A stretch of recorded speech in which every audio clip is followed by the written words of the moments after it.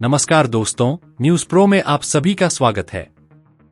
EPS 95 pension धारकों की demand को लेकर जो 10 और 11 दिसंबर को दिल्ली के रामलीला मैदान में एनएससी राष्ट्रीय संघर्ष समिति द्वारा आंदोलन किया जाना था, उसे फिलहाल कैंसिल कर दिया गया है। एनएससी के राष्ट्रीय अध्यक्ष कमांडर अशोक रावत जी ने एक जूम मीटिंग के दौरान बताया कि क्यों फिलहाल आंदोलन को स्थगित किया जा रहा है। साथ ही वीरेंद्र सिंह रजावा जी ने भी इस मुद्दे पर विस्तृत चर्चा की और बताया कि श्रम मंत्री मनसुख कुमार जी से उनकी जो बातचीत हुई, उसकी वजह से ही आंदोलन को स्थगित करने का फैसला लिया गया। आइए सुनते हैं वीरेंद्र सिंह रजावा जी और कमांडर अशोक रावत जी को, जो विस्तार से इस बारे में जानकारी दे रहे हैं। हम बिल्कुल सही ट्रैक पे हैं। माननीय कमांडर साहब ने पूरे देश में दौरे करके जन जागृति की, ईपीएस पेंशन को जगाया, संगठित किया और हमारे ऊपर एक जवाबदारी थी कि आप दिल्ली की टीम के साथ में मिलकर केंद्रीय टीम के साथ में जो डिप्लोमेटिक एफर्ट्स हैं उसको किया जाए।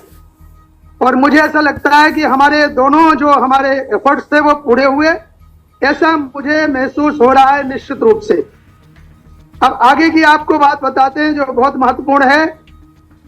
माननीय मंत्री महोदय जी ने स्पष्ट किया, पहले तो हम आपको बता दें कि जैसे ही हम लोगों को पता चला था, कमांडर साहब को पता चला कि अपने सीबीटी में अपना मुद्दा मिनिमम पेंशन एनहांसमेंट नहीं है, तो तुरंत योजना बनाई गई।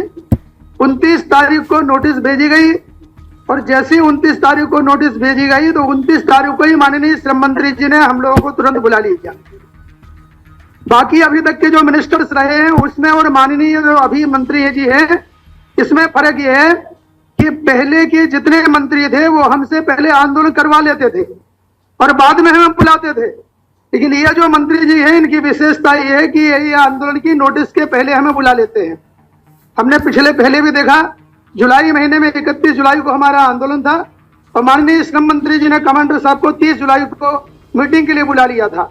इसी प्रकार से माननीय मंत्री महोदय जी ने मीटिंग के लिए बुलाया। जब हम लोग गए तो हमने अपना जो भी कहना था आंदोलन की नोटिस से लेके मिनिमम पेंशन, हायर पेंशन, सभी मुद्दों को प्रस्तुतिकरण किया। माननीय डांगे साहब ने जो हमारे रिपोर्ट्स दिए थे उसका भी सादरीकरण किया उनके सामने। अंत में उन्होंने ये कहा कि आप लोग आंदोलन क्यों कर रहे हैं, तो हम लोगों ने बताया कि सर हमारा काम हो जाए, हम आंदोलन बंद कर देंगे। तो उन्होंने कहा कि मिनिमम पेंशन एनहांसमेंट का जो मुद्दा है वो अंतिम चरण में है और इसको जल्दी पूरा किया जाएगा, लेकिन हमें बजट का सपोर्ट चाहिए और आप इस बारे में कुछ सुझाव देना चाहते हो तो अगले हफ्ते में आप लेके आइए, हम उसके ऊपर विचार करेंगे।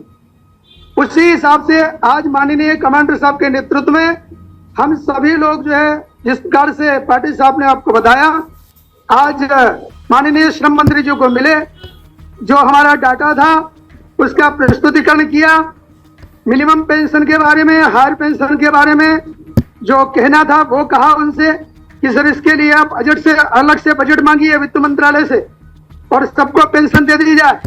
इसके बाद में इसकी जो सीलिंग है वो सबको खुली कर दी जाए, उसमें कोई सीलिंग लिमिट न रखी जाए। ये सब बातें हुई। माननीय श्रम मंत्री जी ने अंत में हम लोगों से कहा, माननीय कमांडर साहब से कहा कि आप आंदोलन इसलिए कर रहे हैं, इसलिए करते हैं, आपने जो अभी फर्स्ट अंटिल डेथ का जो नोटिस दिया इसलिए दिया है कि हमारी आपकी बात सरकार तक पहुंचे। तो ये आपकी बात हम तक पहुंच चुकी है और ये दोनों मुद्दों पे जो काम चल रहा है उसके पहले हमें सरकार पर दबाव बनाना जो है हम अपना जारी रखेंगे। माननीय देवेंद्र फडणवीस जी ने जिस प्रकार से हमें आश्वासन दिया था उसको हम उनके द्वारा पूरा करवाने की कोशिश करेंगे। केंद्रीय टीम, अमरावती की टीम, नागपुर की टीम उसमें जुटी रहेगी और आप सब लोगों से निवेदन है कि भले ही अगर हमें अभी आप लोग क्या निर्णय लेते हैं मुझे पता नहीं है, कमांडर साहब क्या कहते हैं इस बारे में, लेकिन मैं आपको स्पष्ट कर दूं कि हमें अपनी बात को, अपनी आवाज को, अपने जो हमारे एमपी हैं और जो हमारे मंत्री हैं उनके माध्यम से माननीय प्रधानमंत्री तक पहुंचाने का क्रम हमारा जारी रहेगा। हमारी मीटिंग जारी रहेंगी, संगठन को मजबूत करने का क्रम जारी रहेगा। आवश्यकता पड़ी 1-8 महीने और हम इंतजार करेंगे क्या कुछ होता है, नहीं तो फिर नई नोटिस देके जो हमने स्थगित कर रहे हैं इसी नोटिस को आगे ये भी कहा जाएगा कि आज हमने मंत्री महोदय की उनको मान सम्मान देते हुए उनकी बात पे हमारा स्थगित हम कर रहे हैं, लेकिन 1 महीने बाद में, 1.5 महीने बाद में यही नोटिस पे, इसी नोटिस के ऊपर हमारा आह्वान फिर शुरू होगा कि हमारा काम सही ढंग से चल रहा है। आज हम 6 घंटे बैठे थे, उसी समय मिनिस्टर की अगले ही रूम में तकरीबन 3 मीटिंगें एक के बाद एक हुई, वो इसी विषय पे थी। और हम लोग देख रहे थे कि वहां पे बिल्कुल माहौल गंभीर था। हम जब राज्य मंत्री शोभा करंदलाजे मैडम से मिले तो उन्होंने भी यही कहा कि आपके काम में हम सभी व्यस्त है, ये वॉर फुटिंग पे चल रहा है।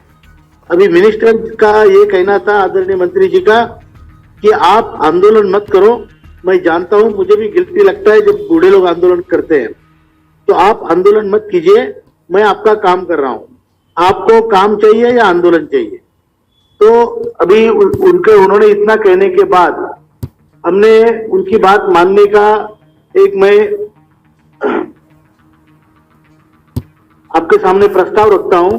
मिनिस्टर ने इतना बोलने के बाद लोगों को डांटा भी कि ये लोग इतने देर से बैठे हैं, इनको चाय वाय पिलाया क्यों नहीं, इनके मेरे बारे में मुझे किसी ने बताया क्यों नहीं, वगैरह वगैरह। उन्होंने हमारी ये भी पूछी, तबीयत पूछी और ये बोला कि अभी मैं जा रहा हूं पार्लियामेंट कैबिनेट मीटिंग में, आप अभी पीएस को मैंने पूरा समझा दिया है, मेरे पर्सनल सेक्रेटरी से जो आईएएस अधिकारी है जी, उनसे पूरी बात कीजिए।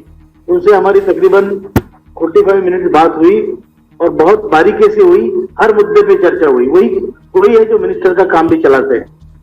उसके बाद जो संकेत है ईपीएफओ ऑफिस से, लेबर मिनिस्ट्री से, वो बहुत पॉजिटिव है।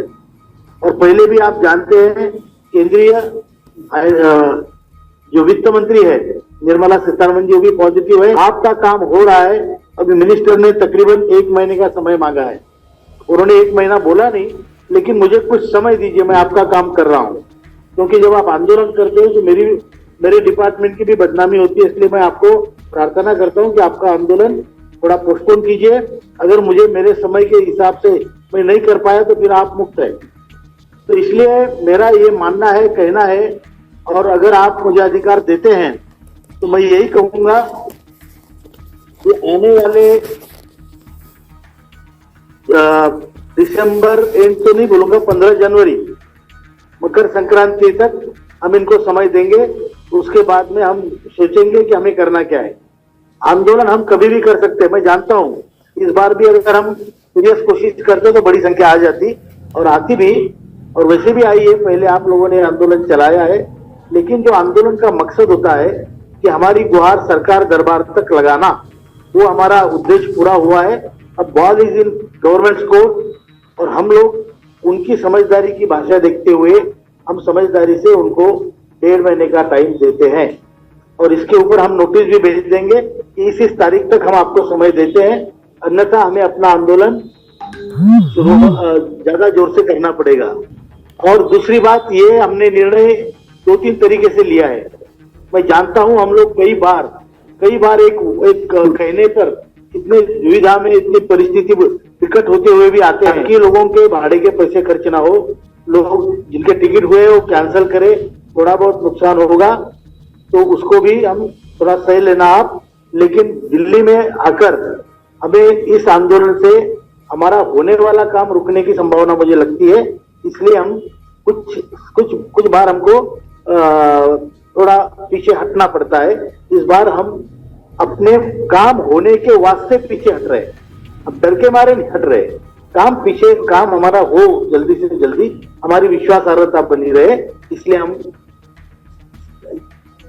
ये सभी चीज आप मेरी भावना है वो सभी को समझाइए, मैं आपसे प्रार्थना करता हूं।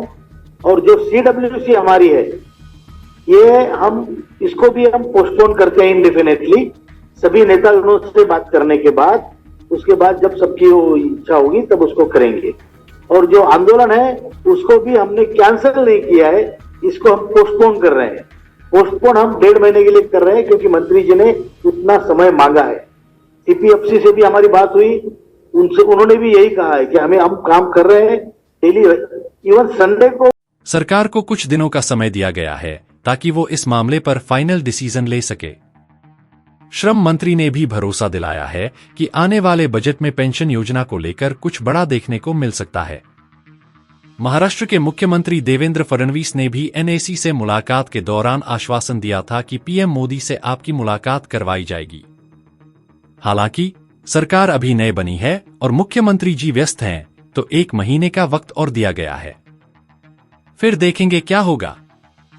तो फिलहाल आंदोलन स्थगित किया गया है और सरकार को 1.25 से 1.5 महीने का वक्त मिला है। अब आपका क्या कहना है? कमेंट करके हमें जरूर बताएं। अगर आपको यह अपडेट पसंद आया हो तो वीडियो को लाइक करें और दोस्तों के साथ शेयर करें। मिलते हैं अगले वीडियो में। जय हिंद, वंदे मातरम।